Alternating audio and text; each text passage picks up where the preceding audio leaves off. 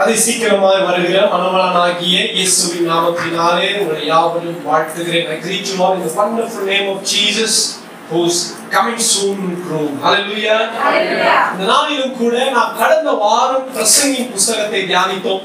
அதாவது 1 ராஜாக்கள் ஆதியாகமம் தொடங்கி தியானிச்சுட்டு வரோம். கர்த்தருடைய மாபெரும் இரக்கம். 1 ராஜாக்களிலே சாலமோனுடைய என்ன வாசிச்சோம்? சாலமோன் என்ன தலைப்பு இருந்துச்சு? 1 ராஜாக்கள் வேதெடுத்த ஞானி என்று சொல்லி தியானிக்க ஆரம்பித்தோம்.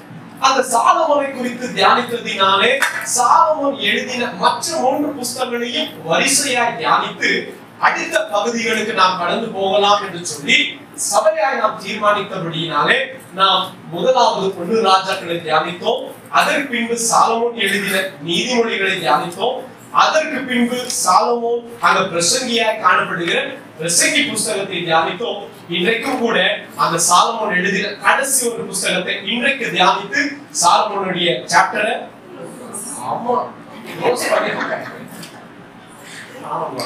இன்றைக்கு கடைசியா சாலமோனுடைய ஒரு புத்தகத்தை வாசித்து ஒரு தெளிவுக்கு திருச்சபையாய் கர்த்தருடைய ஆவியானவர் திருச்சபையாகிய உங்களுக்கும் எனக்கும் எதை காண்பித்துக் கொடுக்க விரும்புகிறார் என்பதை அறிந்து கொள்ள பரிசுத்த ஆவியானவர் நிச்சயமாகவே நமக்கு உதவிகளை செய்வார் என்று நான் கிறிஸ்து இயேசுவுக்குள் விசுவாசிக்கிறேன்.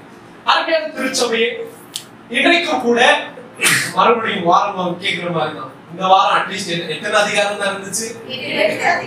8 அதிகாரம். பார்க்கலாம், கைகளை உயர்த்தி காட்டுங்க. எவ்வளவு பேர் படிச்சுட்டு வந்தீங்க இந்த புத்தகத்தை முழுசா? ரைட். வாசித்தவங்களுக்காக கர்த்தரை ஸ்தோத்திரிக்கிறேன். வாசிக்காதவங்க தயவாக அடுத்த வாரம் வந்து அப்படியே சபையோட இணைஞ்சுக்கங்க.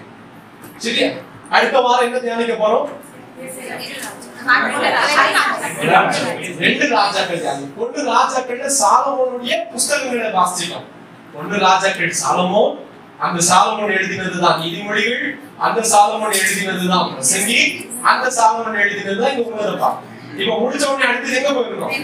2 ராஜாக்கள். அப்ப அடுத்த வாரம் 2 ராஜாக்கள் வந்து தியானிக்க போகிறோம். கர்த்தருக்கு சித்தமானால் உங்களுக்கு நேரம் கிடைக்கிறதுனாலும் நேரத்தை செஞ்சு 2 ராஜாக்கள் வாசிச்சுட்டு வாங்க. கர்த்தருடைய ஆவியானவர் உங்களுக்கு செய்வார். சரி, வேகமாய் எந்த ஒரு நேரத்தை கழிக்காமல் நாம் வேகமாய் கடந்து போவோம்.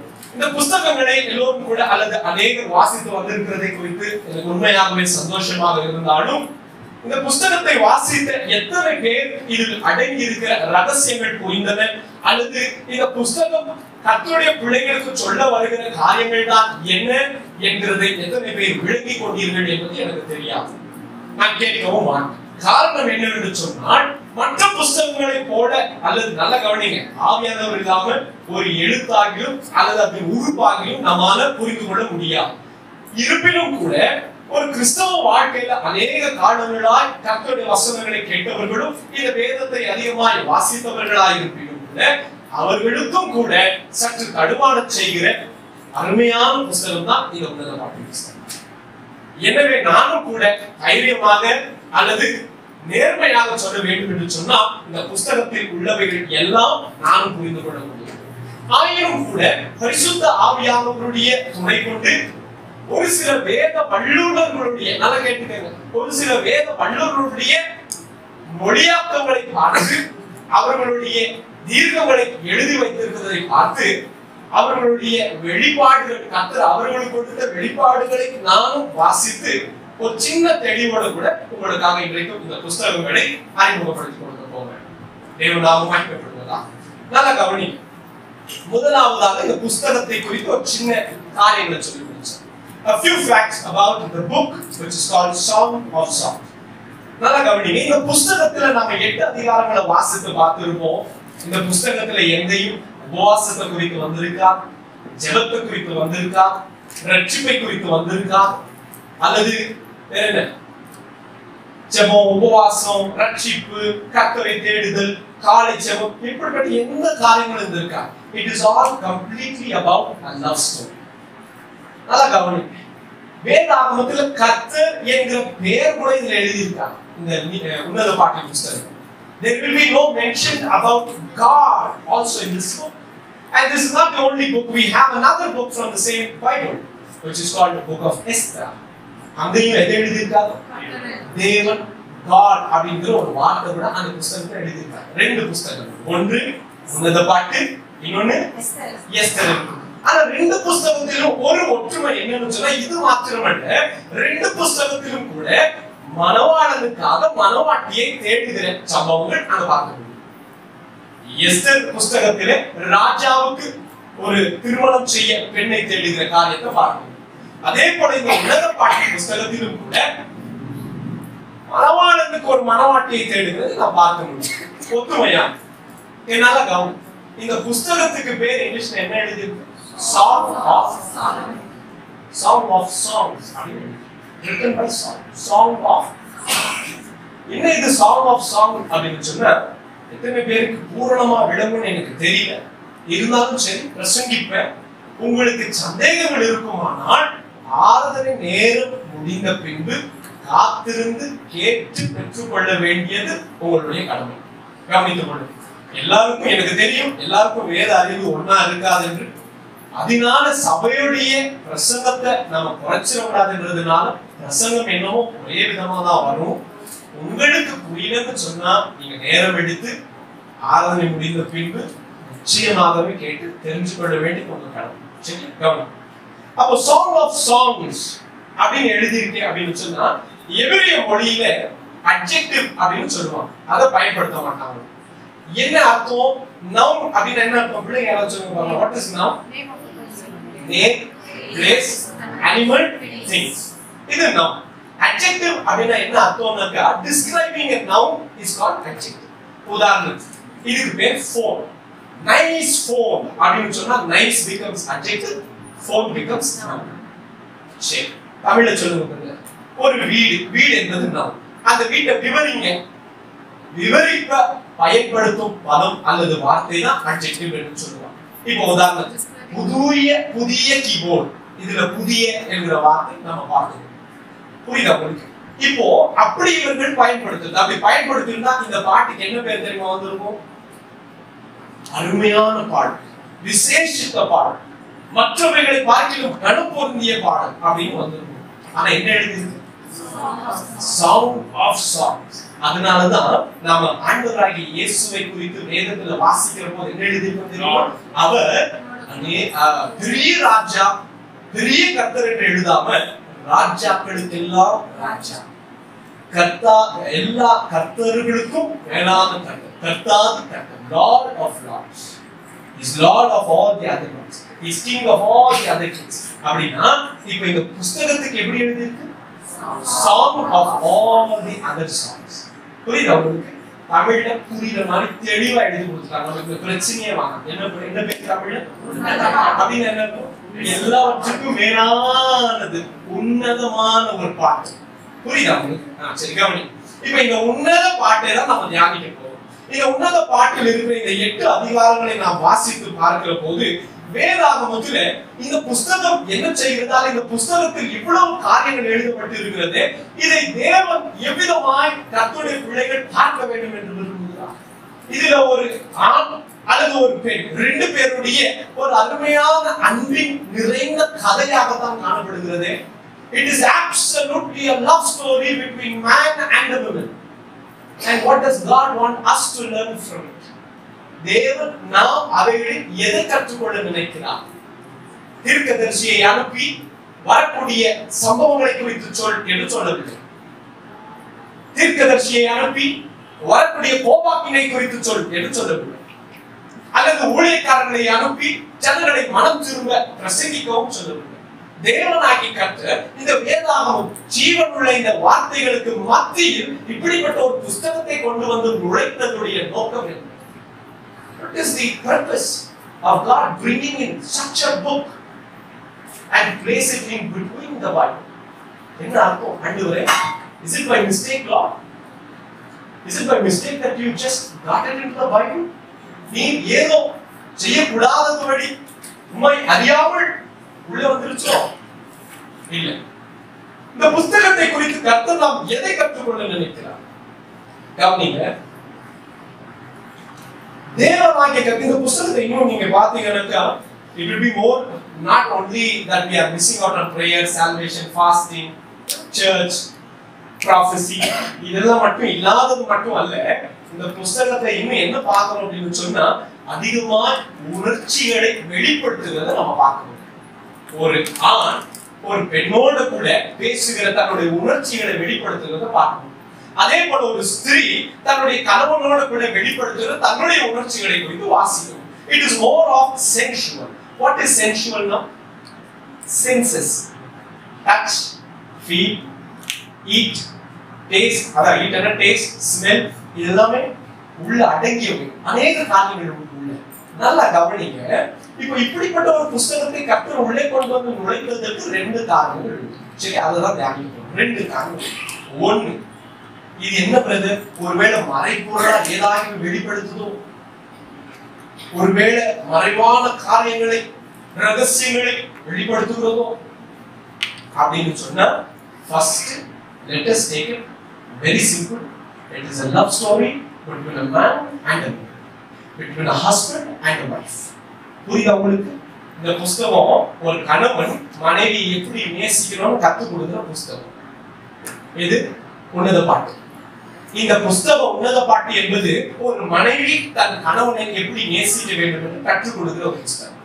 முதலாவதாக நோக்கம் என்ன? இப்ப சொல்லுங்க பார்க்கலாம். உன்னத பாட்டின் புத்தகத்தை கர்த்தர் வேதாகமத்தின் நடுவில் கொண்டு வந்து நுழைத்து அதை வைத்து நமக்கு கொடுத்த நோக்கம் என்ன? ஃபர்ஸ்ட் சொல்லுங்க பார்க்கலாம். ஒரு கணவன் மனைவி எப்படி நேசிக்கணும், ஒரு மனைவி கணவனை எப்படி நேசிக்கணும் என்பதை பூரணமா எழுதி கொடுத்து வாசித்தீங்கன்னா உங்களுக்கு தெரிஞ்சுக்கும். அடுத்தது என்ன காரணம்? ஏன் இன்னைக்கு இதை குறித்து நம்ம பயப்படுறோம் அல்லது பேச யோசிக்கிறோம் அப்படின்னு சொன்னா, because let us understand that it is God who ordained the marriage. ஏன் கர்த்தர் இந்த புத்தகத்தை வச்சிருக்கிறாரு தெரியுமா உங்களுக்கு? நல்லா கேட்டுக்கங்க. முதலாவதாக திருமணம் என்பது யார் நடத்தி காமிச்சா? It is God. எல்லாரும் சொல்லுங்க. யார் முதல்ல திருமணத்தை இன்ஸ்டிடியூட் பண்ணா? It is God who introduced it and instituted it. It is God. And what is the first word that God ever spoke to you? Do you know that? In Genesis chapter 1, chapter 1 verses 28. What is the first word that God ever spoke to you? The first human God created and then blessing them both. What did God say? இல்ல, அதுக்கு அப்புறம் 27 வசனத்தோட வாசி. தேவன் தம்முடைய சாயலாக மனுஷனை சிருஷ்டித்தார். தேவன் தம்முடைய சாயலாக மனுஷனை சிருஷ்டித்தார். அவனை தேவ சாயலாகவே சிருஷ்டித்தார். அவனும் பெண்ணுமாக ஆணும் பெண்ணுமாக அவர்களை சிருஷ்டித்தார். அவர்களை சிருஷ்டித்தார். சிருஷ்டித்தாரா? சிருஷ்டித்தார். பின்பு தேவன் அந்த ஆணும் பெண்ணையும் நோக்கி நீங்கள் பலகி பெருகி என்ன சொன்னார்? What is the first word God ever spoke to human beings? புரியல உங்களுக்கு? உங்களுக்கு புரியல? நான் சொல்றது புரியுதா? நல்லா கவனிங்க ஐயா. இவ்வளவு பரிசுத்தமான இந்த வேதாகமத்தின் மத்தியில இப்படி ஒரு ஆண் தன்னுடைய உணர்ச்சிகளை பேசுகிறதும் ஒரு ஸ்திரீ தன்னுடைய உணர்ச்சிகளை பேசுகிறதை குறித்து கர்த்தர் ஏனையா இந்த வேதாகமத்தில் நுழைத்தார் என்று சொன்னால் அதை குறித்து நாம் தவறாக எண்ண வேண்டிய அவசியம் இல்லை. காரணம், முதலாவதாக திருமணம் என்ற ஒரு காரியத்தை தேவன் தான் நடத்திட்டு காட்டுகிறார். ஆணையும் பெண்ணையும் உண்டாக்கி அந்த ஆணுக்கும் பெண்ணுக்கும் என்ன சொன்னாங்க? முதல் வார்த்தை சொன்னது என்ன தெரியுமா? நீங்க பழுகி பெருங்க. What does that mean? அப்படி இன்னும் புரியலன்னு சொன்னா இரண்டாம் அதிகாரத்தை திருப்பி வாசிங்க. அங்க இன்னும் தீர்க்கமா இருக்கும். இரண்டாம் அதிகாரம் 24ஆம் வசனம். இது நிமித்தம் புருஷன் தன் மனைவியோடு இசைந்து தன் தாயையும் தகப்பனையும் விட்டு மனைவியோடு இசைந்திருப்பார். அவர்கள் இரண்டு பேரும் ஒரே மனுஷமா இருப்பார்கள். That was exactly what the Lord said. நல்லா கவனிச்சுங்க. ஃபர்ஸ்ட் வேர்ட் கேப்டர் உண்டாக்கிட்டு சொன்னது என்ன தெரியுமா? ரெண்டு பேரும் நீங்க ஒரே மனுஷமா. It is God who instituted marriage and it is God who introduced sex in marriage. நல்லா தெரிஞ்சுங்க. இப்போ ஐயா இது கர்த்தர் அறிமுகப்படுத்தினது. ஆனால் இந்த கணவன் மனைவி தங்களோடு வைத்துக் கொள்ளுகிற இந்த நெருங்கிய உறவு என்பது திருமணத்திற்குள்ள உடன்படிக்கைக்குள்ள இருக்க வேண்டியது கர்த்தருடைய நியமம். அது கர்த்தருடைய பார்வைக்கு பரிசுத்தம் என்று வேதத்தில் வாசிக்கிறோம். நல்லா தெரிஞ்சுக்கணும். And that is why God has put it in the Bible so that my children will not call what I call holy as unholy. புரியுதா உங்களுக்கு? புரியுதா உங்களுக்கு? நல்லா தெரிஞ்சுக்கங்க. இன்னும் நம்ம வேதாகமத்துல நம்ம பார்க்கலாம். So it is God who introduced marriage. It is God who introduced sex in the marriage. Within the marriage. இப்போ நல்லா கவனிங்க. Within the marriage, but love should be the foundation. Without the love, even if it is within the marriage, if it is only to satisfy each other's physical need, that is exactly what the heathen will do. அதனாலதான் எபிரியரின் புத்தகம் 13ஆம் அதிகாரத்திலே வசனம் என்ன சொல்லுது வாசிக்கலாம் பார்க்கலாம். Chapter 13 verses 4 வாசிக்கலாம். பாவத்துக்கு விரோதமாய் போராடுகிறது. எபிரியரின் புத்தகம் 13ஆம் அதிகாரம் 4ஆம் வசனம். விவாகம் யாவருக்குள்ளும் கனமுள்ளது. விவாகம் என்பது யாவருக்குள்ளும். You know what is the English Bible says? Marriage is to be honored above all. விவாகம் என்பது வாசியம் யாவருக்குள்ளும் கனமுள்ளதாயும் விவாக மஞ்சம் அசூசிப்படாதபடிக்கு இருப்பதாக. எப்போ அசூசிப்படும்? விவாக மஞ்சம் தான். ஆனா எப்போ அசூசிப்படும்? அன்பு அடித்தளமா இராது. அவர்களுக்கு அன்பு அடித்தளமா இருக்காது. புரியுதா உங்களுக்கு? If the love is not the foundation of your marriage, even the intimate relationship would just reflect a heathen behavior. புரியுதா உங்களுக்கு? கர்த்தருக்கு ஸ்தோத்திரம். நம்ம அடுத்து கடந்து போவோம். நல்லா கவனிங்க. அப்போ it is God who introduced. It is God who tells people, I want you to be fruitful and multiply. I bless it. ஆனா பிசாசு என்ன பண்ணிட்டான்னு சொன்னா, இவங்களை குறித்த தவறான எண்ணங்களை நம்முடைய மனதில் தொடர்ந்து விதைச்சாங்க. அதனால இன்னைக்கும் நாம இவர்களை குறித்து பேச வேண்டிய ஆளுகிட்ட கூட பேசுவாங்க. புரியுதா உங்களுக்கு? நான் காலேஜ்ல நடந்ததை சொல்றேன். காலேஜ்ல பிள்ளைகிட்ட பேசுறீங்க. அதனால பிள்ளைகிட்ட கேட்டேன், எனக்கு ஒண்ணு சொல்லுங்க பிள்ளைகளே, நீ எத்தனை பேருக்கு திருமணம் என்றால் என்னன்னு தெரியுமா? யாரும் கையில நாங்கள் எத்தனை பேருக்கு திருமணத்துக்கு பின்பு இருக்கிற கணவன் மனைவியோட நெருங்கிய உறவு ஒன்று உண்டு எத்தனை பேருக்கு தெரியும்? டிகிரி பிள்ளைங்க எல்லாரும் கையில இவ்வளவு தெரியும். So you know what is love, you know what is marriage, you know what is sex. ஆமாம் சார். நான் கேட்டேன், இதை குறித்து எல்லாரும் அழகா கையெடுத்து தெரியும்னு சொன்னீங்களே, இது உங்களுக்கு யாரை கற்றுக் கொடுத்தான்னு கேட்டேன். கற்றுக் கொடுக்க அதிகாரம் உள்ளவர்கள் ஒன்று உங்களுடைய பெற்றோர்கள். உங்க பெற்றோர்கள் உங்ககிட்ட இதை பத்தி பேசினாங்களா? இல்ல சார். அடுத்த அதிகாரம் கொண்டவர்கள் உங்களுக்கு கற்றுக் கொடுக்க ஆசிரியர்கள், அதாவது கிளாஸ்ல இருக்கிற டீச்சர். இவங்க யாராவது உங்களுக்கு கற்றுக் கொடுத்தாங்களா? இல்லைங்க சார். அப்ப நீ எப்படி கத்துக்கிட்ட? யார் கற்றுக் கொடுத்தாங்க? எங்கிருந்து வந்துச்சு? எல்லா பிள்ளைங்களும் அழகா ஒண்ணு சொன்னாங்க சார். ஃப்ரெண்ட்ஸுங்க வாழ்க்கை sir. Sir cinema sir. Sir social media sir. Sir இன்றைக்கு எதுக்கு சார் ஆக்சஸ் இல்ல, எதை குறித்து வந்தாலும் கத்துக்கலாம் சார். எல்லாம் இருக்கு. அப்போ நீ கேட்டதும் நீ பார்த்ததும் உனக்குள் நீ பெற்றுக்கொண்ட இவ்விதமான எல்லா ஒரு காரியங்களும் எங்க வந்துச்சு? உலகத்திலிருந்து வந்துச்சு. உலகத்திலிருந்து பிசாசு எதை விதைப்பான் தெரியுமா? இப்படிதான் வந்து you just know and they still believe that it is wrong. Yes, it is wrong outside marriage. Yes, it is wrong extramarital affairs. Yes, it is wrong if there is no foundation being your love. If there is no love being your foundation. It is wrong.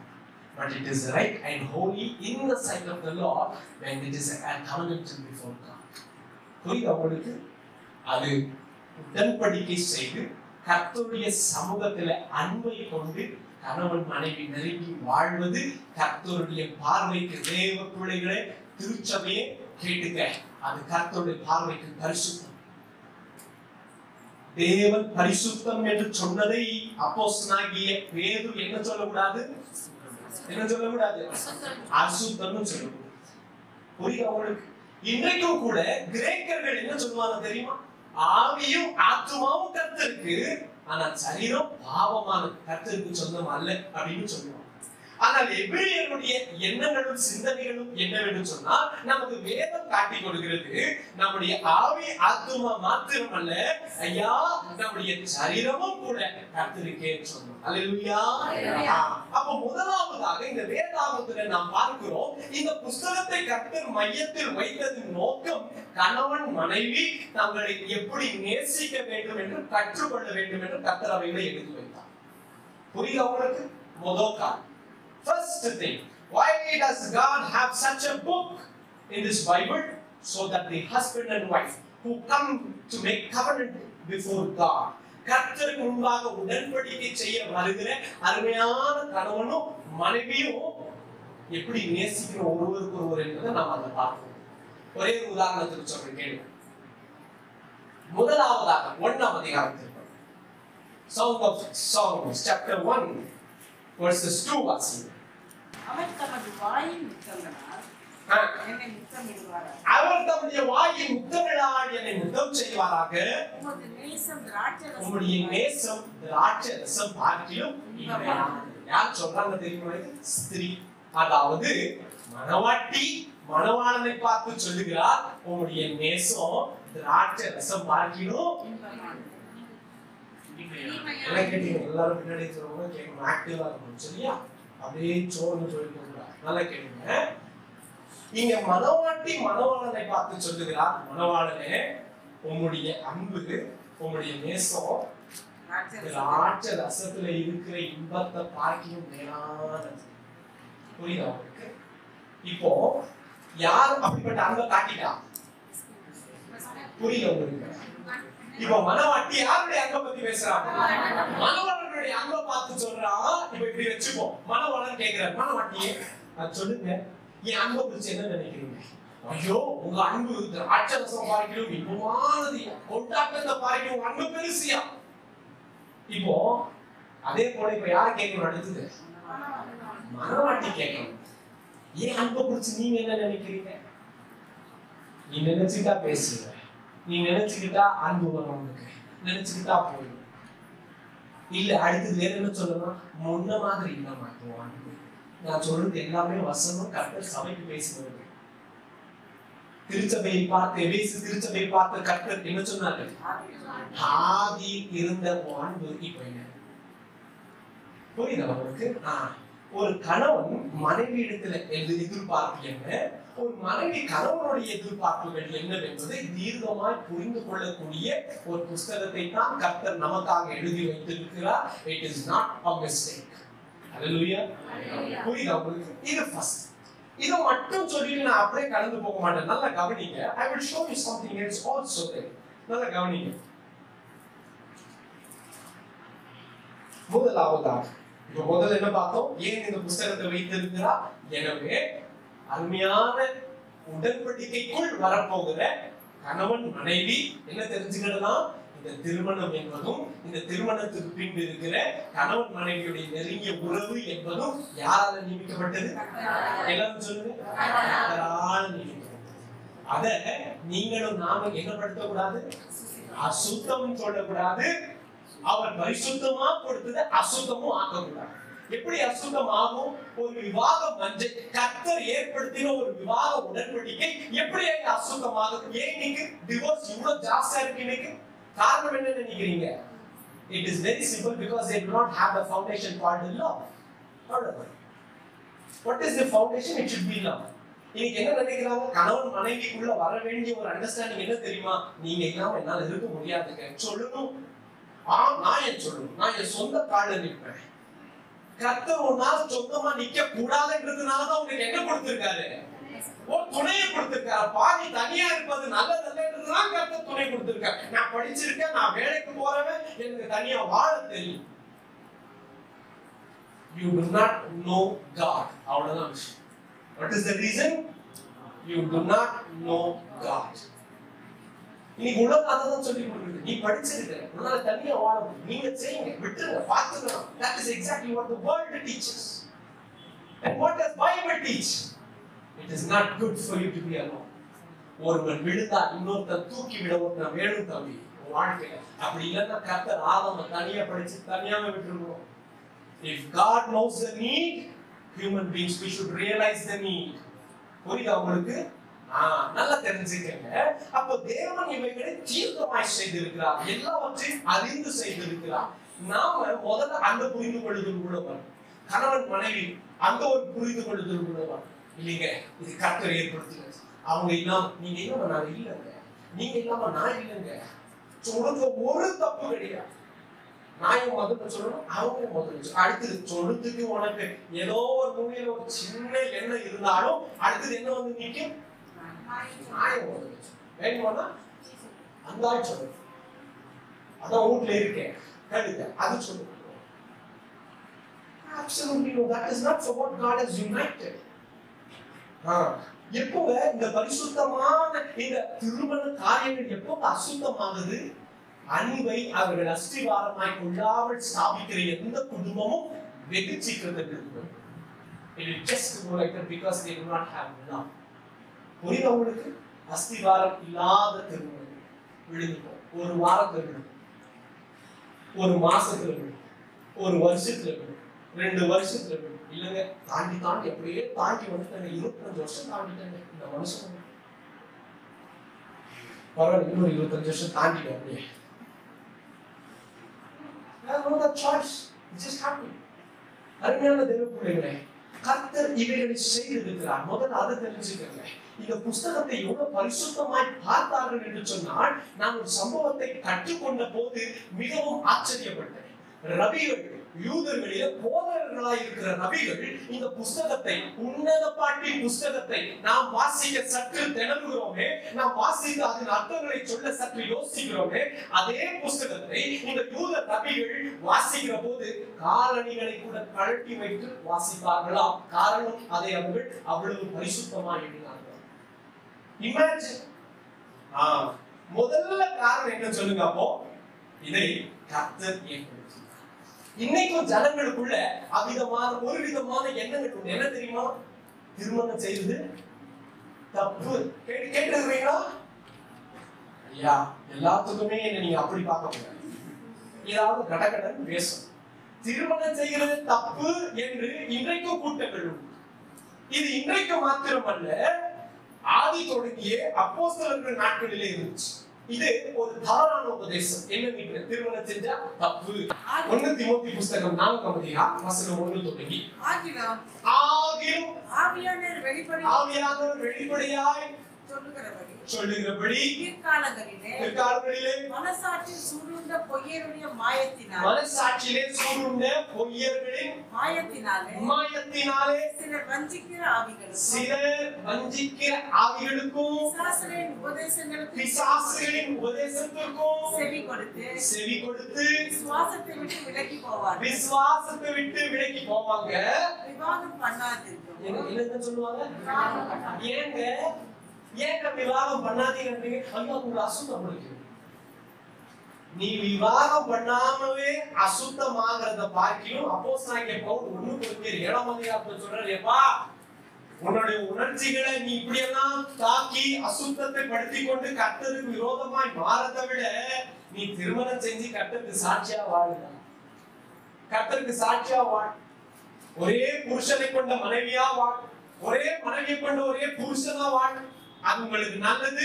உங்க பரிசுத்தத்தை அது காக்கும். அதுக்குதான் சொல்றாங்க வசனம், ஒருத்தர் விழ போனா அவன் தூக்கி பிடிச்சிருக்கான். பார்த்திருக்கிறீங்களா? அவன் தூக்கி பிடிக்கணும். கணவன் மனைவியின் வாழ்க்கையில் அநேக பிரச்சனைகள் உண்டு. அருமையான தேவ பிள்ளைகள், நல்ல கவனிங்க. முதலாவதாக நாம் பார்க்கிறது, இந்த புஸ்தகத்தை கர்த்தர் இதற்குள் வைத்தது ஒரு கணவன் மனைவி தங்களுடைய உறவுகளை அன்பு என்கிற அஸ்திவாரத்தின் மேல் அவர்கள் கட்டப்பட வேண்டும். அன்பு இல்லைன்னு சொன்னா நீ எப்படிப்பட்ட உறவை ஏற்படுத்தி இருந்தாலும் அவைகள் நிலைநிற்காது. It cannot withstand. The family will have floods. The family will have to face rain. The family will have to face strong wind, which will be easily swept if they do not found on the rock called Jesus.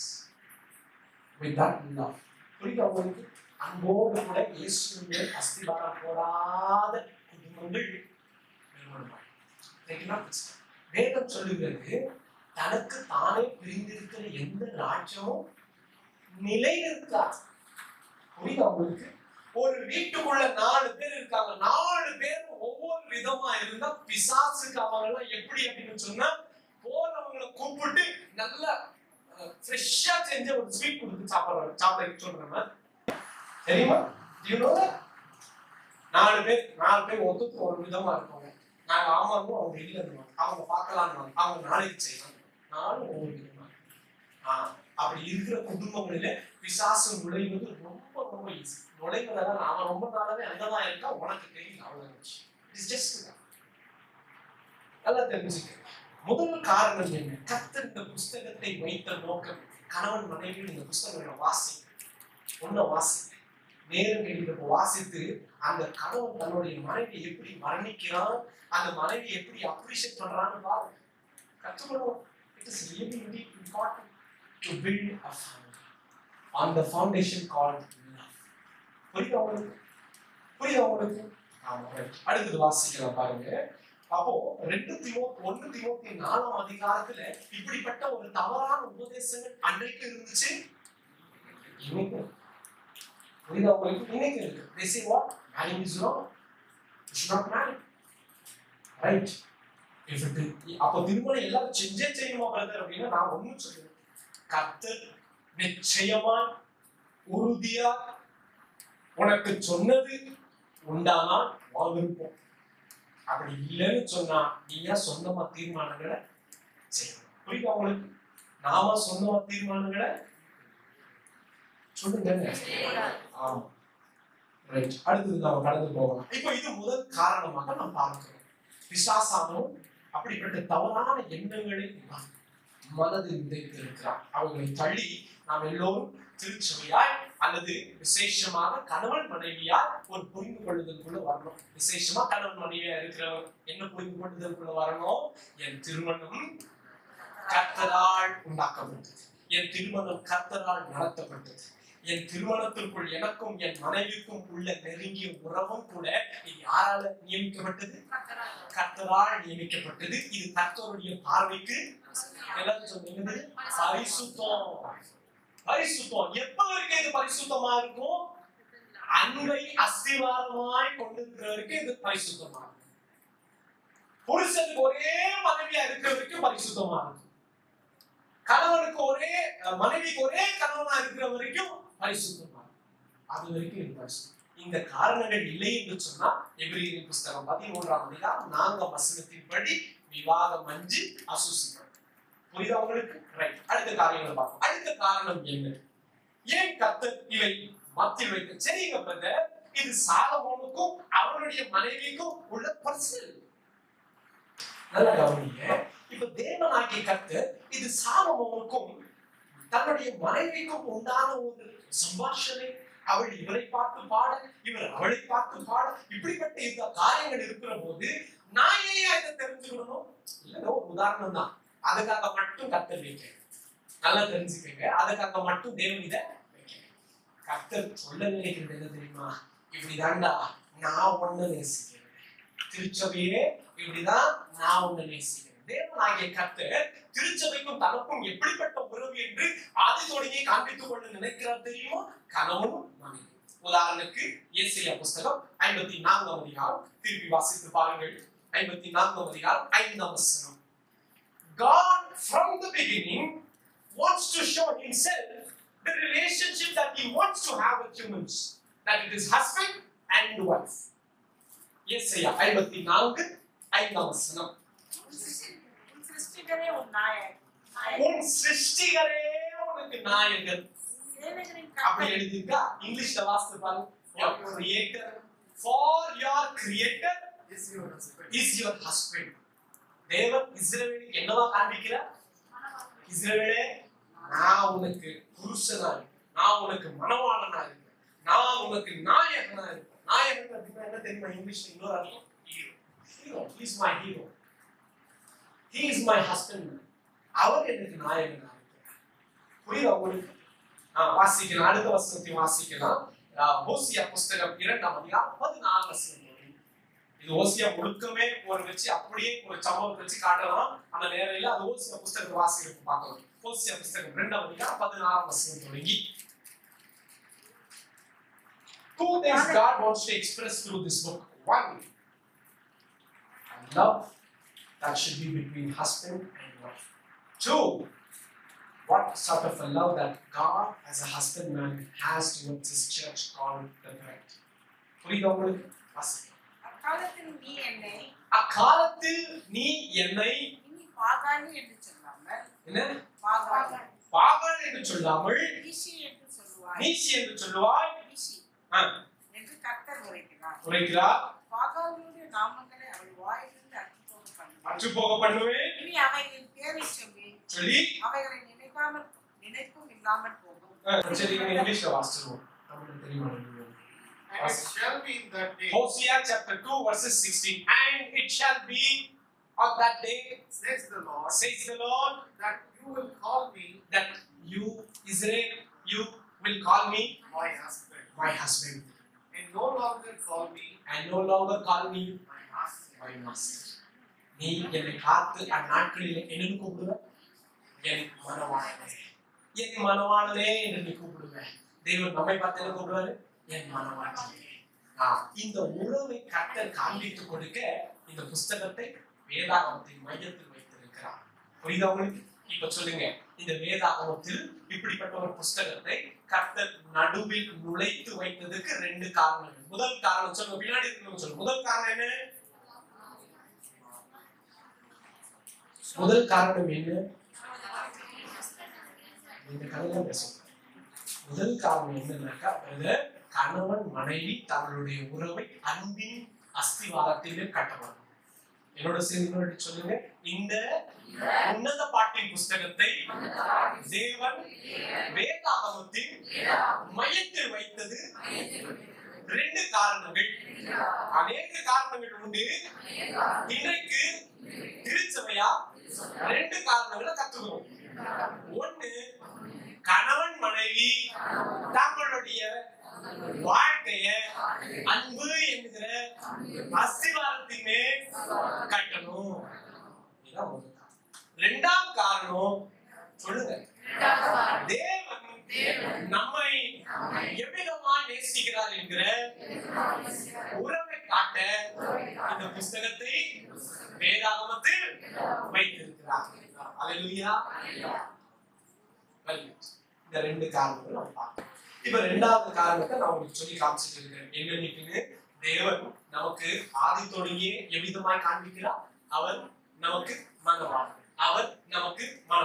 அவர் எழுதிக்கங்க. இன்னும் சில வசனங்கள் எழுதிக்கங்க, வீட்டுல வாசிங்க. எல்லாத்தையும் பார்க்க நேரம் கொடுத்தார்.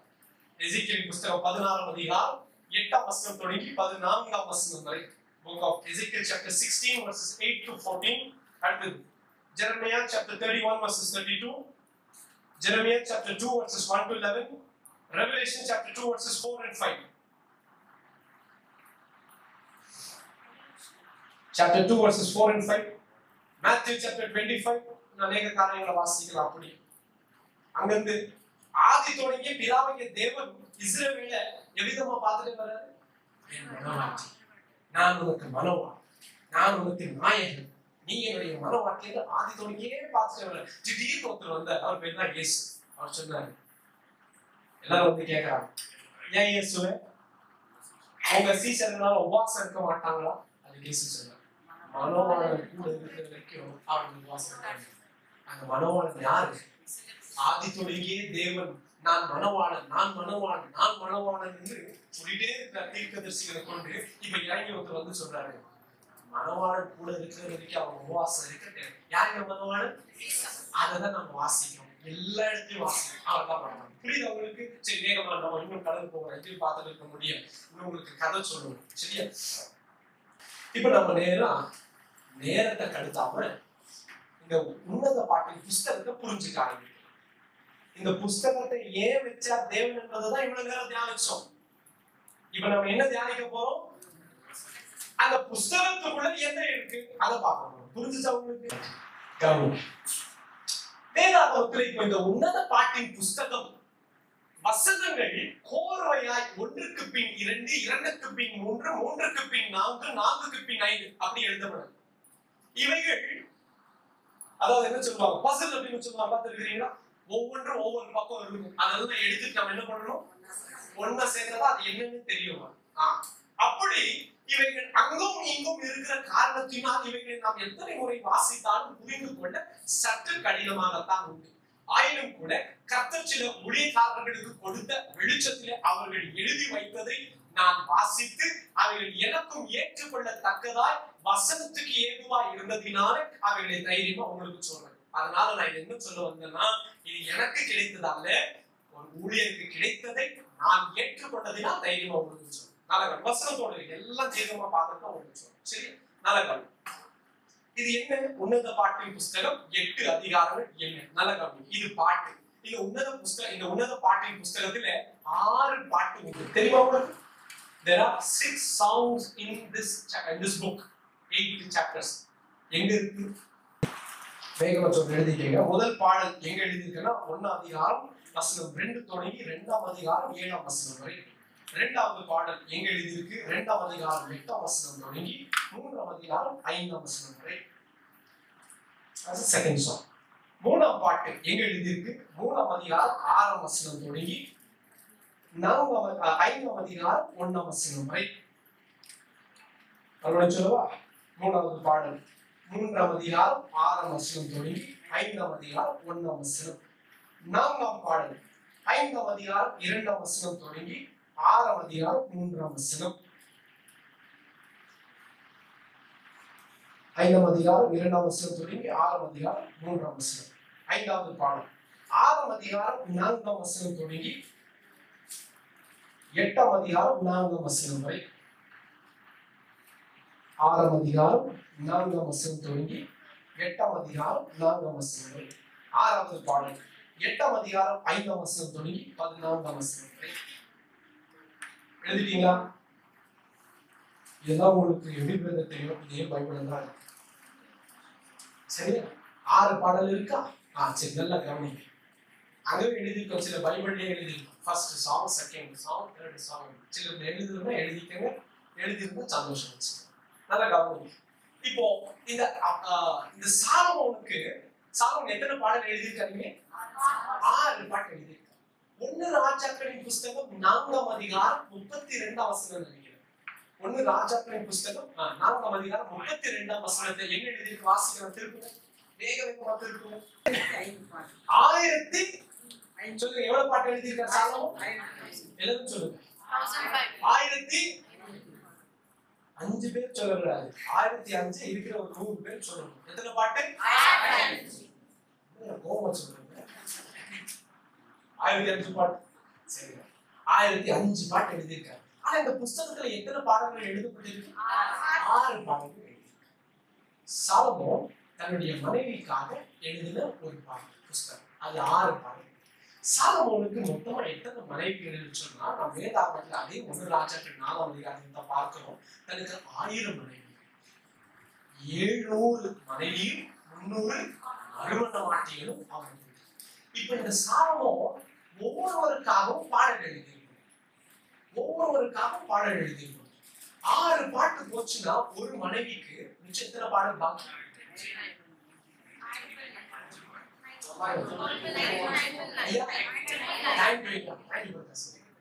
6 பாடல் ஒரு மனைவிக்கு எழுதியாச்சு. இப்ப இன்னும் எத்தனை பேர் இருக்காங்க? 999 உண்டு. 6 பாட்டு போச்சுன்னா இன்னும் பாக்கி எத்தனை பாட்டு இருக்கணும்? எத்தனை மனைவி இருக்கிறாங்க? புரியலையா? 999 songs are pending, at the same time 999 wives are also. ஆனா தேவனாகிய கர்த்தர் இவைகளை எல்லாம் இதில் எழுதி வைக்காமல் தான் சாலமோனுக்கு தெரிந்து கொண்ட அந்த ஒரு ஸ்திரியை குறித்து மாத்திரம் அவன் பகிர்ந்து கொண்ட அன்பை குறித்து தேவன் இதில் எழுதி வைத்துள்ளார். He did not wish to publish everything. He just wished to publish one thing, the women that God chose for Saul. It was that woman, and it is that love story that God wants his people to learn.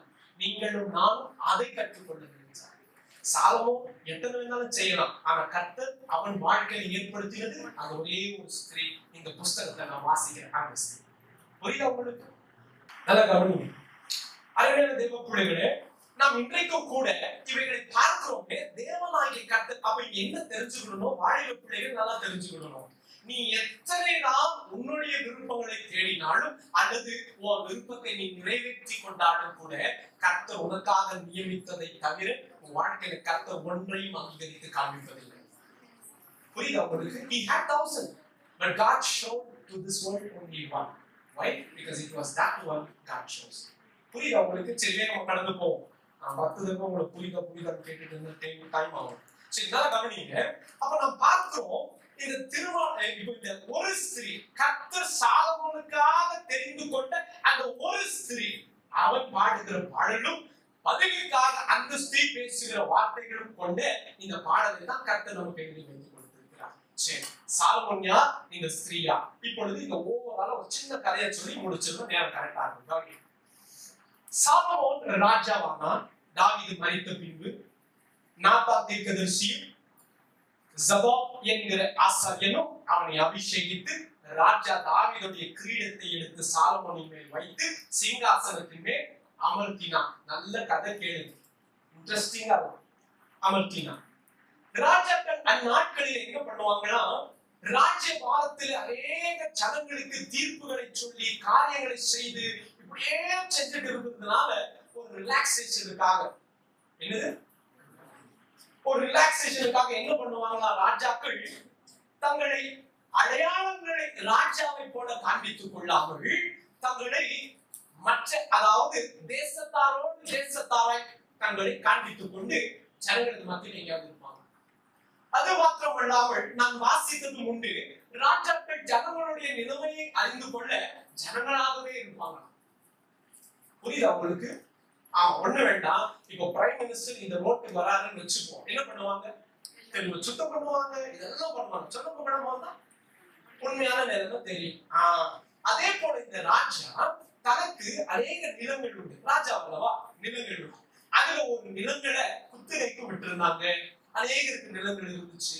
அந்த நிலத்துக்கு போயிட்டு என்ன பண்ணலாம், கொஞ்ச நாள் relax பண்ணலாம்னு போறேன். இப்படி சாதமாக போய் ரிலாக்ஸ் பண்ண. நான் சொல்றது எல்லாத்துக்குமே வசனம் உண்டு. நான் வேகமா சொல்றேன், எழுதிக்கிறீங்களா? சரி, நான் சொல்லிக்கிட்டே போறேன், அப்படியே வசனம் சொல்லி நீங்க எழுதிக்க. சரியா? அவனுக்கு நிலங்கள் உண்டு. 8ஆம் அதிகாரம் 11ஆம் வசனம். உன்னத பாட்டு, எல்லாமே உன்னத பாட்டு தான் தம்பி. சொல்ற எல்லா கதையும் இப்ப எங்க இருக்கு? 1 அதிகாரத்துல இருந்து 8ஆம் அதிகாரத்துக்குள்ள இருக்கிற கதையை சொல்ல போறேன். ஆனா அந்த வசனங்கள் நீங்க சொல்ற மாதிரி 1, 2, 3 வராம திடீர்னு 8 வரும், திடீர்னு 4 வரும், திடீர்னு 5 வரும். சரியா? சரி, கவனிச்சுக்க. சாலமோனுக்கு இப்படி ராஜாவாக இருந்து அநேக நாட்கள் ராஜபாரத்துல ராஜாக்கள் வேலைகளை பார்த்து களைத்து போய் தான் சில நாட்கள் இளைப்பாற தேசங்களில் ஒரு தேசத்துக்கு கடந்து அவனுடைய தேசங்கள் ஒரு இடத்துக்கு போறான். 8ஆம் அதிகாரம் 11ஆம் வசனம். வாசிங்க வேகம். சாலமோனுக்கு ஒரு திராட்சை தோட்டம் உண்டு. சாலமோனுக்கு ஆமோன் தேசத்துல திராட்சை தோட்டம் இருந்துச்சு. அதை பார்க்க போகிறார். அங்கே நல்ல கவனிங்க, அங்கதான் இந்த ஸ்திரீயை சந்திக்கிறார். அந்த ஸ்திரீயை சந்தித்து அந்த ஸ்திரீயும் சாலமோனும் பேசுறாங்க. சாலமோன் யாருன்னு தெரியல, ராஜாவுக்கு தெரியல, தான் ராஜாவை போட்டு போகல. ஏன் இன்னைக்கு நாம நியூஸ்ல வாசிக்கிறோம், கிரிக்கெட் ஸ்டார் யாரோ ஒருத்தர் இங்க இருக்கிற ஒரு பேக்கரிக்கு வந்ததுனால நியூஸ் பேப்பர்ல வாசிச்சு, மாஸ்க் போட்டதுனால யாரும் அடையாளம் தெரியல, அவரே போனாரு, எல்லாம் வாங்கி சாப்பிட்டு ரொம்ப சந்தோஷமா போனாரு. Now they try to hide their own identity. Why? So that they can have a normal life. அதே போலதான் சாலமோனும் தனக்கு உண்டான அந்த ராஜா என்கிற அந்த ஒரு ஸ்தலத்தை, ராஜா என்கிற ஸ்தானத்தை வைத்து மறைத்து மனுஷங்களா இருக்கிறார். அவர் தன்னை எப்படி காண்பிக்கிறார்? மெய்ப்பண்ண போல காண்பிக்கிறார். நல்லா கவனிங்க, மெய்ப்பண்ண போல காண்பிக்கிறார். இந்த ஸ்திரீயும் மெய்ப்பனாக காணப்படுகிற இந்த மனுஷனோட பேசுகிறார். அனுதினமும் சம்பாஷிக்கிறாங்க, அனுதினமும் பேசுறாங்க. ஆனா இந்த ஸ்திரீக்கு தான் ராஜா என்பதை தெரியாது. அதற்காக கேட்கிறாங்க. என்னெல்லாம் கேள்வி கேட்கிறாங்க? 1 அதிகாரம் 5. எருசலேமின் குமாரத்திகளே, கேதாரின் கூடாரங்களைப் போலவும் சாலமோனின் திரைகளைப் போலவும் நான் கருப்பா இருந்தாலும் அழகா இருக்கிறேன். நான் கருப்பா இருக்கிறேன் என்று பாராதீர்கள். வெயில் என்மேல் பட்டது, என் தாயின் பிள்ளைகள் என்மேல் கோபமா இருந்தது. என் ஆத்தும நேசரே, உமது மந்தையை எங்கே மேய்த்து? கேக்குறாங்க, நீங்க எந்த மந்தையில இருந்து வரீங்க? பேசிட்டு தான் இருக்கேன், பட் ஆனா உங்களுடைய அட்ரஸோ உங்களுடைய விவரமோ எதுவும் எனக்கு தெரியல, எங்க இருந்து வரீங்க? அதுக்கு அவர் பதில் கொடுக்கிறாரு, என் ஆடுகளை தீர்த்தோம்னா உனக்கு தெரியும் நான் எங்க இருந்து வரேன். என்னுடைய செம்மறி ஆடுகளின் வழித்தடங்களை காண்பாய், ஆனால் உனக்கு தெரியும் நான் எங்க இருந்து வரேன். சரி, நல்லா கவனி. வசனங்களை நான் கடைசியா உங்களுக்கு சொல்லிடுறேன். வேகமா கதை சொல்றேன். so that you will not miss out on this. சரியா? நல்லா கவனிங்க. மறுபடியும் சொல்றேன். சாலமோன் ராஜாவா இருந்த பின்னும் தன் ராஜ்ய பாரத்தில் நெடுநாள வேலை செஞ்சதுனால ஒரு சின்ன ரிலாக்ஸேஷனுக்காக he goes to his own vineyard. அங்க போய் தன்னை தான் மெய்ப்பனை போல காண்பித்துக் கொள்ளுகிறான். அங்குதான் ஒரு ஸ்திரியை சந்திக்கிறான். இந்த ஸ்திரீ யாரு? அவளுக்கு சகோதரர்களும் உண்டு, சகோதரியும் உண்டு. சகோதரர்கள் இவளை கஷ்டப்படுத்தி தன்னுடைய திராட்சை தோட்டத்தை பார்த்து கொள்ள கட்டாயப்படுத்துறாங்க. அப்படின்னா குடும்பத்தாலேயே நெருக்கப்படுறாங்க. இந்த சகோதரி இந்த ஸ்திரியை பார்த்து சாலமோன் பேசுகிறான். பார்க்க மெய்ப்பனை போல இருக்கிறான், பேசுகிறான். அவளும் பேசுகிறான். நாளுக்கு நாள் பேசி இந்த அன்பு வளருகிறது. கடைசியா சாலமோன் கேட்கிறான், என்னை திருமணம் செய்து கொள்வாய்? அவளும் சந்தோஷமாய் சொல்லுகிறான், சரி இப்படியாகும். ஆனால் நான் போய் திரும்பி வந்துதான் கூட்டு போக முடியும். யார் சொல்றா? சாலமோன். மெய்ப்பனை போல தோற்றம் காண்பிக்கிற சாலமோன் சொல்லு, நான் போயிட்டு அப்புறமா தான் வந்தவங்களை நான் திருமணம் செய்து கொள்வேன். சரி நான் காத்திருக்கேன் அப்படின்னு சொல்லி காத்திருக்கேன். நல்ல கவனம். அப்படின்னு சொல்லி காத்திருக்கேன். சாலமோன் வந்தா, மெய்ப்பனை போல வந்தா, ஒரு உறவு ஏற்பட்டுச்சு. இப்போ நான் வந்து திருமணம் செய்கிறேன், போயாச்சு. இப்போ வர வரைக்கும் இந்த அம்மாவுக்கு ராத்திரியான கனவுகள். என்ன கனவு? என் மனவாளன் ஒருவேளை வரலன்னா என்ன பண்றது? என் மனவாளன் வரலன்னா என்ன பண்றது? 3ஆம் அதிகாரம் 1ஆம் வசனம் வரைக்கும் வாசிக்கிறேன். 3ஆம் அதிகாரம் 1ஆம் வசனம். நாட்காலங்களில் என் படுக்கையில் என் ஆத்துமா நேசரை தேடினேன், தேடியும் நான் அவரை காணவில்லை. இல்ல இங்கிலீஷ்ல வாசி. I dreamt அப்படினே இருக்கும். On my bed night, after night, I sought. dreamt எது இருக்கு? சத்தம் வாசி. 3ஆம் அதிகாரம் 1ஆம் வசனம். I had a dream or I dreamt அப்படின்னு இருக்கும்.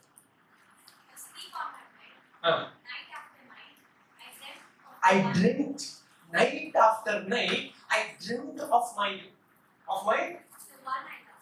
the one I love. நான் என் நேசரை குறித்து அனுதின ராத்திரியும் எனக்குள்ள சொப்பனம் வரும். என்ன சொப்பனம் வருது உனக்கு? எங்க வராம இருவாரோ, வந்துட்டாரோ, என்ன வேண்டாம் மறந்துட்டாரோ, என்னை விட்டுட்டாரோ, ஐயோ நான் நேசித்தனே, அவர் என்னை நேசித்தாரே, அவர் என்னை பார்த்து பேசின வார்த்தைகள், நான் அவரை பார்த்து பகிர்ந்து கொண்ட என்னுடைய அன்பு, இது எல்லாமே இவ்வளவுதான் சொல்லி ஒவ்வொரு ராத்திரியும் அவளுக்கு சொப்பனம் வரும். என்ன சொப்பனம் வருது? பயம். 5ஆம் அதிகாரமும் சொப்பனமே. 5ஆம் அதிகாரம் 1ஆம் வசனத்தை வாசிங்க. என் சகோதரியே, இல்ல 5ஆம் அதிகாரம் 1ஆம் வசனம். அப்ப 2 வாசிங்க. நான் நித்திரை பண்ணினேன், என் இருதயம். அப்படின்னா என்ன அர்த்தம்? நான் படுத்துதான் இருக்கிறேன், என் இருதயம் விழித்திருக்குன்னு சொன்னா சொப்பனம் என்ற அர்த்தம் அது. That is called dream there again. She had dream again and again that she might miss out his beloved. அவளுடைய மனவாளனை எங்கே அவள் துளைத்து விடுவாளோ என்கிற பயம் அனுதினமும் அவள் இருதயத்துக்குள் இருந்தது. புரியுதா உங்களுக்கு? இப்ப நீங்க அடுத்து நீங்க வீட்டுக்கு போய் இப்ப நான் சொன்ன இந்த கதை பின் நீங்க வாசிங்க, நல்லா புரியும். சரியா? நல்லா கவனிங்க. அப்போ இந்த மனவாட்டி ஒவ்வொரு நாளும் எதை நினைச்சு பயப்படுறா? மனவாளன் கொடுத்த வாக்க நிறைவேற்றுவாரோ, என்னை வந்து ஏற்றுக்கொள்வாரோ. அவளுக்கு இப்போ என்னன்னு தெரியாது, அவரு ராஜான்னு தெரியாது. இப்போ வாசிக்கணும். நெடுநாளுக்கு பின்பு ஒவ்வொரு நாளும் ராத்திரி எப்படி இருக்கு? எப்போ வருவார், எப்போ வருவார், என் மனவாளன் எப்போ வருவார், வாக்கு பண்ணிட்டு போயிருக்கிறார், எப்போ வருவார். ஒவ்வொரு நாளும் இந்த ஏக்கத்தோடவே இந்த மனவாட்டி படுக்கைக்கு போகிறாள். 2 நாளுக்கு பின்பு என்ன நடந்துச்சு? வாசிக்கலாம். 3ஆம் அதிகாரம் 6 7 வசனம். இப்போ திடீர்னு ஒரு நாள் சத்தம் அதிகமா கேக்குது. குதிரைகள் எல்லாம் வர சத்தம் கேக்குது.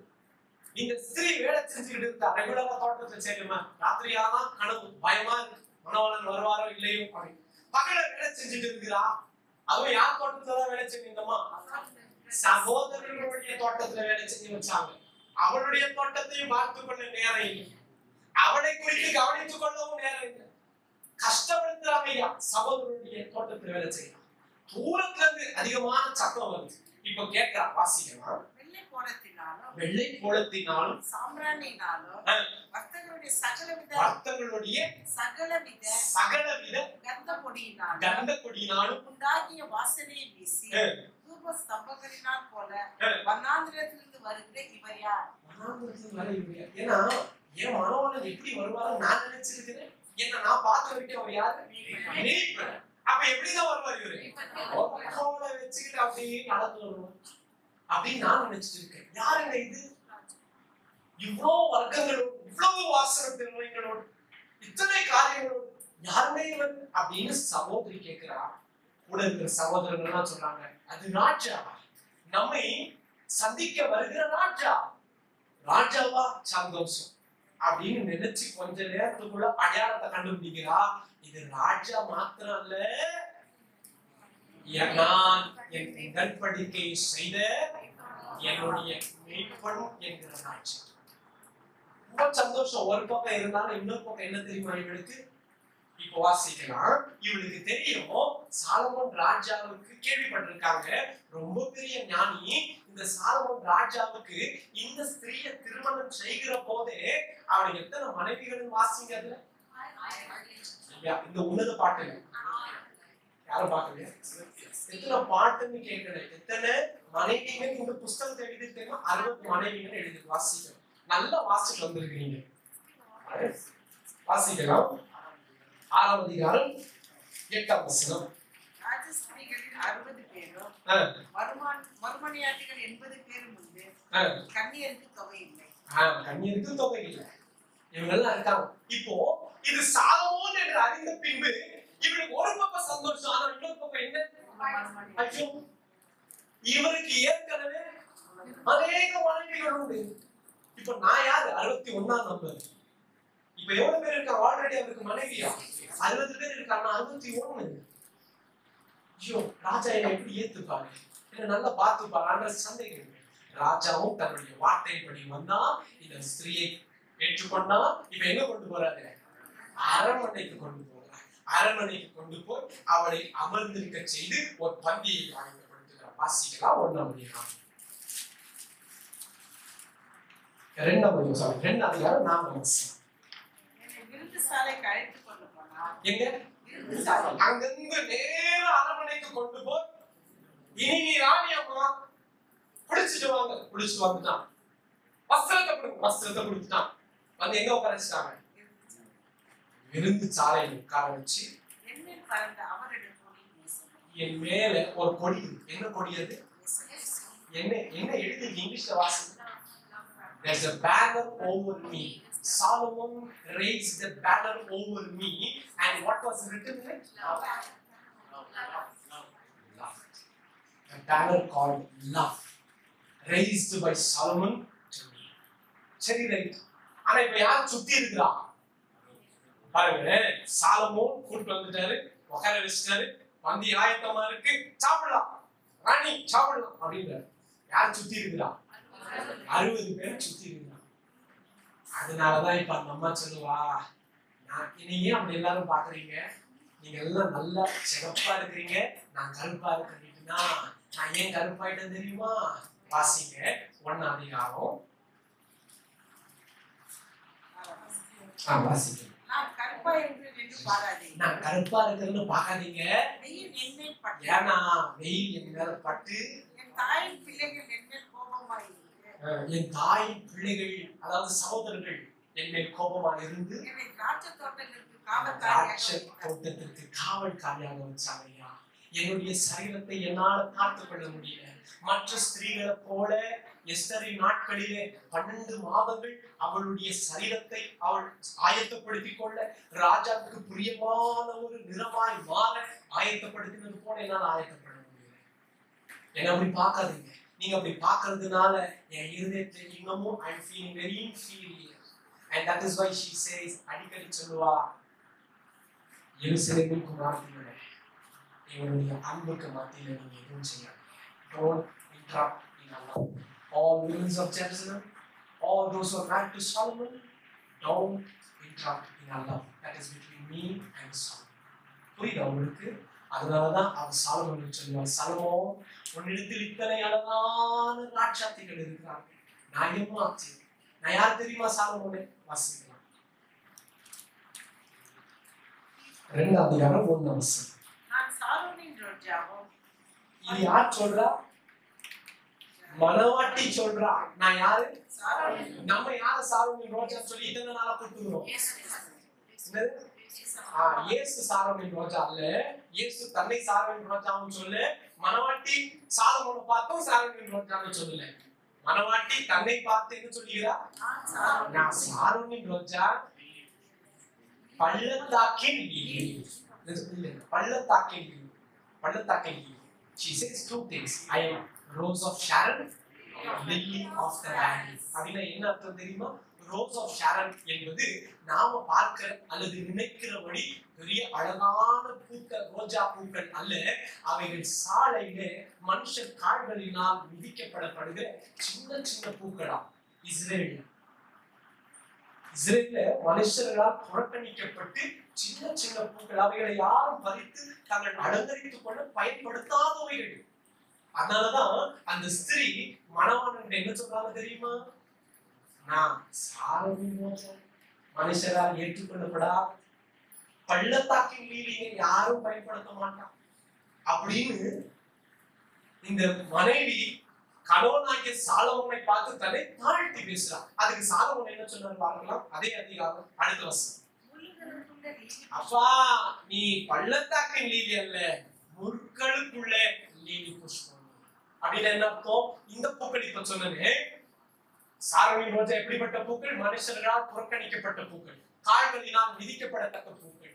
இங்க பள்ளத்தாக்கின் லீலியும் அப்படிப்பட்ட பூக்கள். ஆனா மணவாளன் சொல்ற இல்லம்மா, இல்லை, இந்த 60 பேர் எப்படி வேணாலும் இருக்கட்டும், இந்த 60 பேர் தங்களுடைய நிறங்களில சௌந்தரியம் உள்ளவர்களா, அழகு நிறைந்தவர்களா இருக்கட்டும். ஆனா நீ யார் தெரியுமா? முற்களுக்கு, அதாவது இப்ப சொல்ற புரியுற மாதிரி சொல்ற 999 முற்களுக்கு நடுவே நீ இருக்கிற ஒரு புஷ்பம். அது கர்த்தர் கொடுத்தது புஷ்பம். நீயா தேடிட்டா? சொல்லியா? நீயா தேடிட்டீனா? சத்தமா சொல்ல. நீயா தேடிக்கிட்டா முள்ளு, கர்த்தரா கொடுத்தா அதான் அவன் சொல்றான். இல்லவா, இவங்க 1000 பேர் இருந்தாலும் சரி, அந்த 1000த்துக்குள் ஒருத்தி எப்படி தெரியுமா காணப்படுற? கர்த்தர் கொடுத்த பட்சத்தினால், கர்த்தர் உன்னை காண்பித்ததினால், கர்த்தர் என்னோடு உன்னை இணைத்ததினால் நீதான் இத்தனை பேருக்கு மத்தியில Hallelujah. புரியுதா உங்களுக்கு? That is exactly what we see. She always had that inferiority. She always had that inferiority. நீங்க வாசித்து பாருங்க. கடைசியா சொல்லுவாங்க சாலமோன், நான் உன்னுடைய, நீ என்னுடைய. நம் அன்புக்கு இடையில அவங்க யாரும் வரக்கூடாது. எனக்கு வாக்கு பண்ணுங்க. Let nobody interrupt in our love. Come on, Solomon, make a promise. Exactly. நல்ல கவனிங்க. இதுதான் கதை. புரிஞ்சுச்சா உங்களுக்கு? எங்க இருந்தவங்க, எங்க வந்தாங்க, சாலமோன் எப்படி கதை போய் காண்பித்தா, புரியுதா? நல்லா வச்சு ஒரு நல்ல 2 hours ஒரு டிராமா எடுக்கலாம். அவன் உண்மைக்கு it has so nice ideas, lot of ideas. சரி, நல்லா கவனிங்க. இப்போ இதை கர்த்தர் நமக்கு காண்பித்து கொடுத்த 2ஆம் நோக்கம் என்னன்னு சொன்னா, ஒரு நோக்கம் கணவன் மனைவி, 2ஆம் நோக்கம் என்னன்னு சொன்னா, அதே போலதான் தேவன் நமக்கு வாக்கு பண்ணியிருக்கிறார். அவர் சீக்கிரமா வரும்போது எப்படி வந்தாரு? அவர் ராஜாவா இருந்தாலும் எல்லாத்தையும் வச்சுட்டு நம்மை போல சாதாரணமா இறங்கி வந்தார். சாதாரணமா இறங்கி வந்து நம்மோட உடன்படிக்கை ஏற்படுத்தியிருக்கிறார். சொல்லிட்டு போயிருக்கிறார். என்ன சொல்லிட்டு போனாரு? பக்கத்துல இருக்கிறவங்க கை பிடிச்சு சொல்லுங்க, உங்க மணவாளன் சொல்லுங்க என்ன சொல்லிட்டு போனாரு?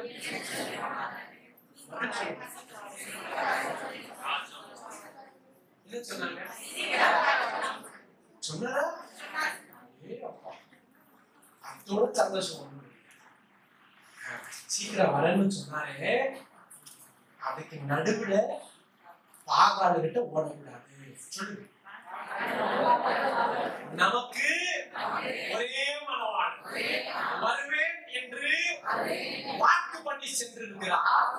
அவர் வரும் வரை மணவாட்டியாகிய நான் எல்லா பரிசுத்தத்தோடும், எல்லா ஒழுக்கத்தோடும், எல்லா கீழ்ப்படிதலோடும் அவருக்காய் காத்திருப்போம். அவர் சொன்னபடியே வருவார்.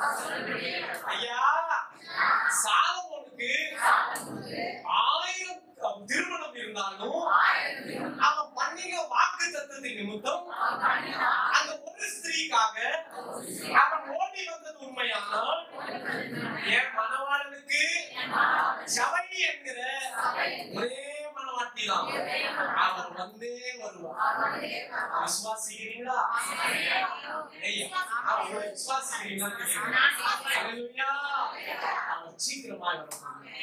அவர் மெய்ப்பனாய் வந்தார், நம்மோடு உறவை ஏற்படுத்தினார். உறவை ஏற்படுத்தினது மாத்திரமல்லாமல் நம் சகோதரர்கள் சகோதரிகள் இந்த உலகம் சகலமும் நம்ம உண்மைக்கு நம்மை அடிமைத்தனத்துக்குள் நடத்தி கொண்டிருந்துச்சு. பாவம் என்கிறது சகலமும் நம்மை அடிமைத்தனத்துக்குள் நடத்தி கொண்டிருந்துச்சு. Everything that was around was absolutely harassing us, and the Lord came and promised you and me that He will come back, and He will come back, and He will indeed come back. உனக்கும் எனக்கும் இப்ப இருக்க வேண்டியதெல்லாம் உடனே உனக்கு என்ன தெரியுமா? நான் படுத்திருந்தாலும் இருதயம் விழித்திருக்கும். எதுக்கு? என் மணவாளன் எப்போ வருவார், அவர் எப்போ வருவார், அவர் எப்போ வருவார், நான் அவரை இழந்துடக்கூடாது, அவரை இழந்துடக்கூடாது.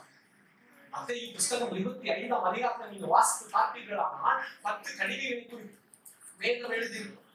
ராத்திரி நடுச்சாமத்தில் ஒரு சத்தம் வருது. என்ன வீட்டில்?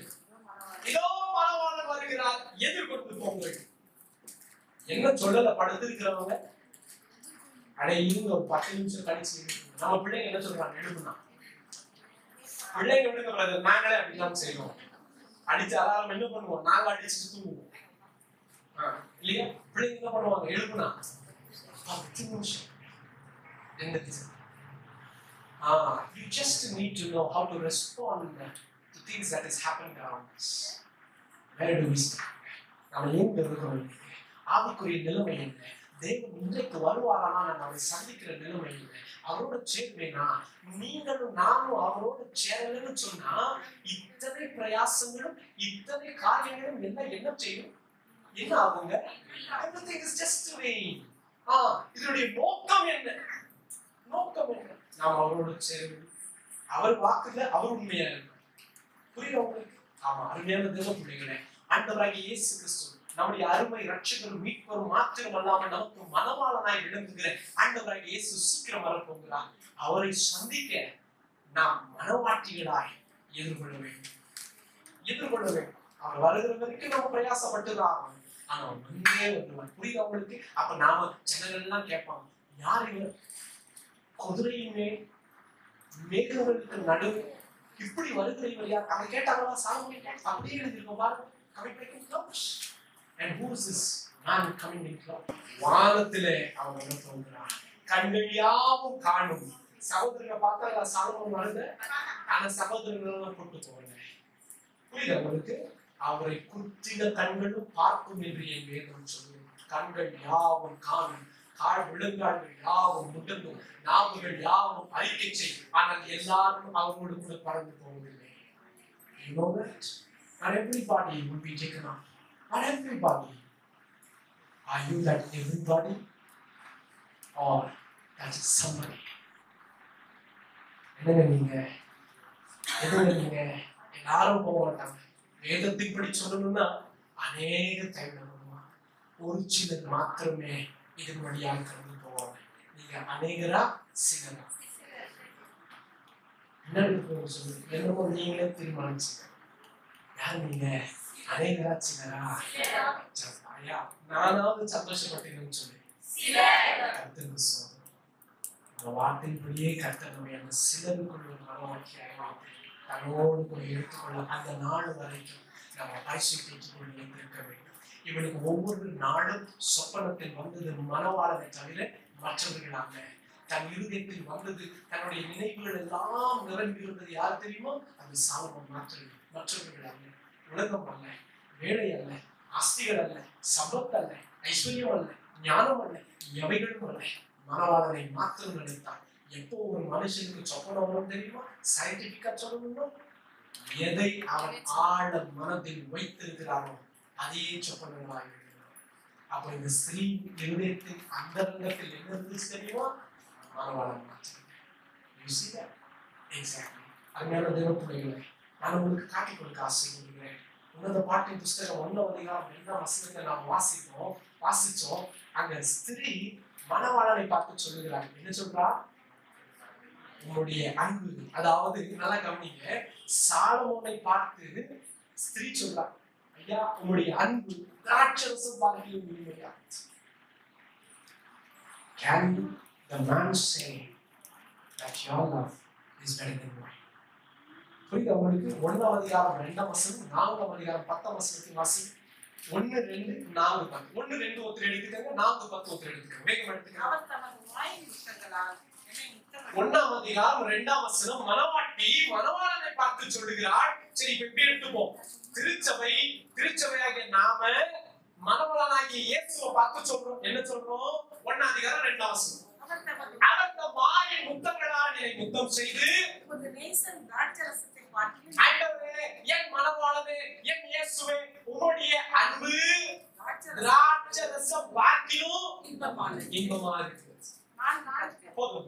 4ஆம் அதிகாரம் 10ஆம் வசனத்திற்கு யாருக்கு சொல்றா? மணவாளன் மணவாட்டியை பார்த்து சொல்லணும். அதாவது இயேசு திருச்சபையை பார்த்து சொல்லணும். என்ன சொல்லணும்? உன் நேசம் எவ்வளவு இன்பமாயிருக்கிறது. உன் நேசம் எவ்வளோ இன்பம் என் சகோதரியே, என் சகோதரியே, என் மணவாளியே, திராட்சரசத்தை திராட்சரசத்தை பார்க்கிலும் உன் நேசம் உன் எவ்வளவு நேசம் எவ்வளோ பெருசப்பா. It should not just stop by we telling it to God, and in return, God should tell us your love is better than mine. புரியுதா உங்களுக்கு? நாம சொல்லலாம் கர்த்தருடைய அன்பு எப்படிப்பட்டது. இப்ப நாம சொல்ல பாருங்க, தேவனாகிய கர்த்தர் நேற்றும் இன்றும். இப்போ இது நமக்கு எல்லாருக்கும் தெரியும். அழகா சொல்லுவார். இப்ப கர்த்தர் நம்மை பார்த்து சொல்லுவாரு, என் பிள்ளைகள் நேற்றும் இன்றும் என்றும் அன்பிட மாறாதவர்கள். அப்படி சொன்னா கரெக்டா இருக்கு. இங்க 2 பேரும் சொன்னாங்க. நீங்க வீட்டுக்கு போய் வாசி.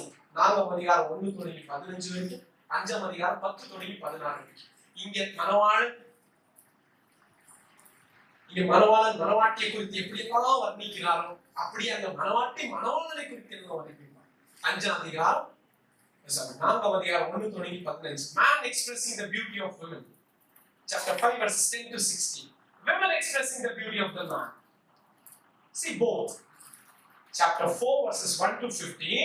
Man expressing the beauty of women, of his women.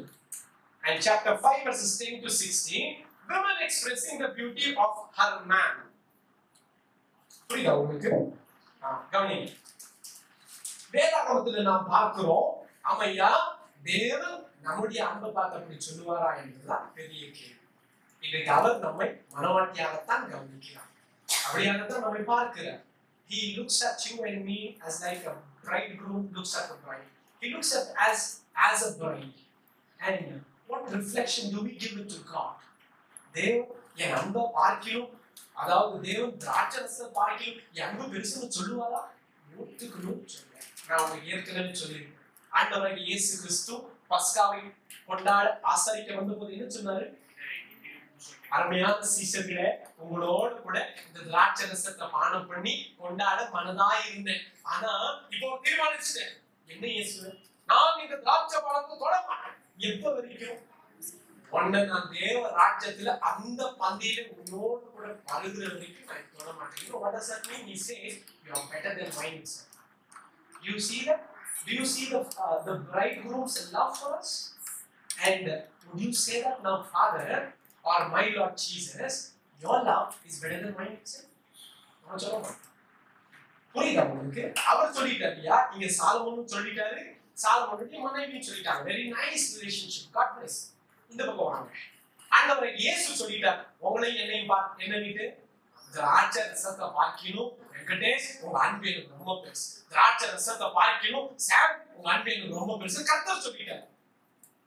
நாம சொல்றதுக்கு ரெடியா? இந்த உலகம் தரக்கூடிய இன்பத்தை பார்க்கணும், இந்த உலகம் எனக்கு தரக்கூடிய சிற்றின்பங்களை பார்க்கணும், இழிவான ஆதாயங்களை பார்க்கணும், சற்று காலம் இருந்து போகிற அநித்தியமான சந்தோஷத்தை பார்க்கிலும் என் தேவனே நீர்தான் எனக்கு முக்கியம்.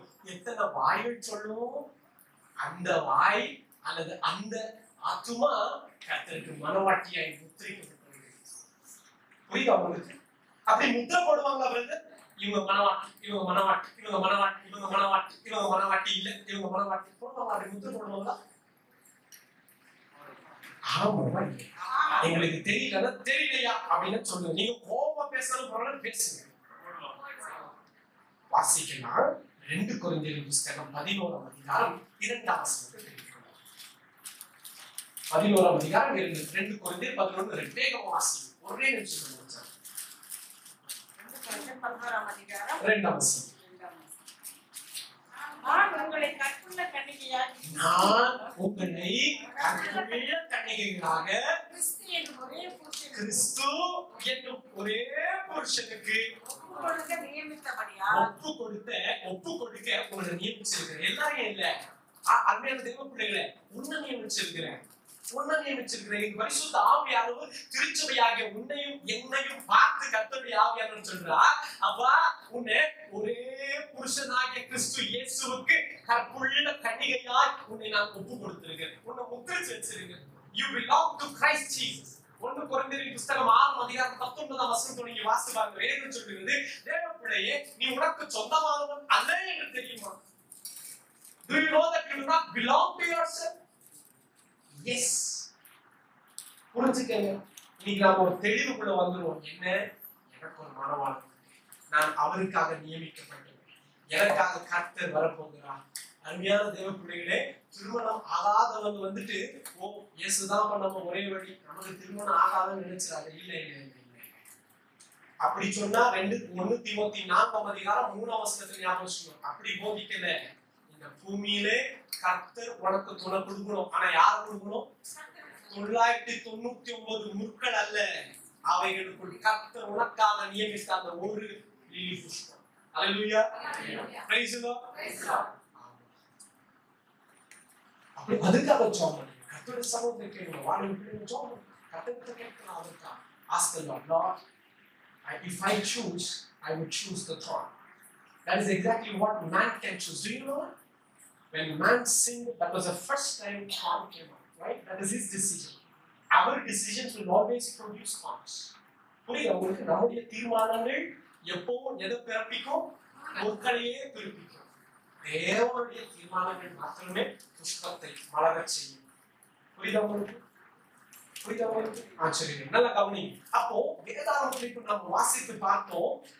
தேவனாகிய கர்த்தர் ஆண்டவராகிய இயேசுவுக்கு நியமிக்கப்பட்ட மணவாட்டி. என்னோட சேர்ந்து சொல்லுங்க, நான் ஆண்டவராகிய இயேசுவுக்காக நியமிக்கப்பட்ட கற்புள்ள கன்னிகை, என் மணவாளனுக்காய் காத்திருக்கும் மணவாட்டி நான். அல்லேலூயா. இப்போ அவர் மட்டும் வரதுக்காக நம்ம சும்மா உட்கார்ந்துட்டு காத்திருக்க கூடாது. மணவாட்டி என்ன செய்யணும்? அவர் வரதுக்காக நாம நம்மை வெளிப்படுத்தும் விசேஷம் 19ஆம் அதிகாரம் 7ஆம் வசனம். அதோட முடிக்கிறேன்.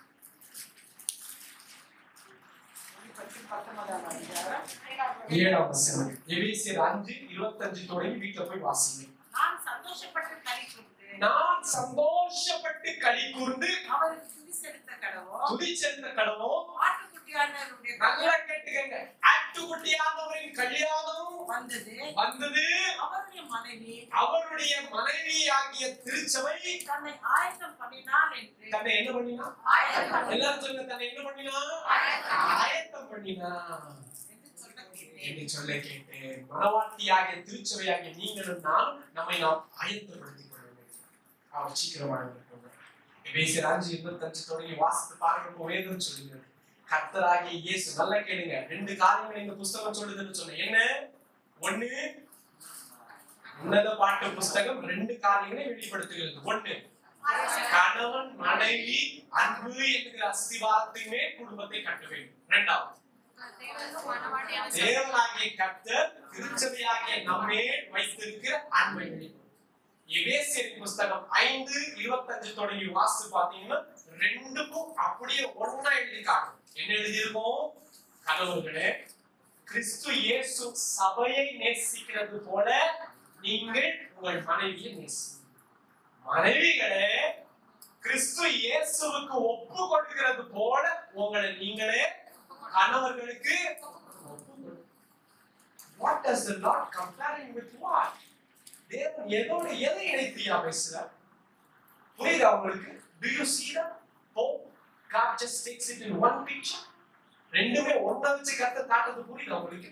திருச்சபையே கிறிஸ்து இயேசுவை எப்படி கனப்படுத்துவோம், எப்படி ஒப்பு கொடுத்த சபைக்கு கர்த்தருக்கு, அப்படி மனைவியே நீ ஒரு புருஷனுக்கு ஒப்பு. புருஷர்களே சபை எப்படி கிறிஸ்துவ சபையை கிறிஸ்து எப்படி நேசிக்கிறாரோ அப்படியே புருஷர்களே நீங்க உங்க மனைவியை எப்படிங்க கிறிஸ்து சபையை நேசிக்கிறது போல. ஆமா ஐயா, உனக்கு நீ சொந்தம் இல்லை. நல்லா கவனிங்க, இங்க வசனம் என்ன சொல்லுது? 1 கொரிந்தியர் 6:19 நீங்கள் கிரயத்துக்கு கொள்ளப்பட்டீங்க, நீங்க கர்த்தருடைய ஆலயமா இருக்கிறீங்க, உங்களுக்கு நீங்க சொந்தம் இல்லை. யாருக்கு சொந்தம் பண்ணீங்க? கர்த்தர் தமக்கு சொந்தமாய் வைத்துக் கொள்ளாம தம்மையே யாருக்காக கொடுத்தாரு? நமக்காக கொடுத்தார். இப்ப கணவன் மனைவியை குறிச்சு நீங்க அதே எபேசியர் 5ல தொடர்ந்து வாசித்து பாத்தீங்கன்னா எழுதி இருக்கு, கணவனே உன் சரீரம் உனக்கு சொந்தம் இல்லை உன் மனைவிக்கு, மனைவியே உன் சரீரம் உனக்கு சொந்தம் இல்லை உன் கணவனுக்கு. Do you see that? Between God and church and between husband and wife. சரி, நம்மளோட எழுதி இருக்கலாம். Shall we all stand up?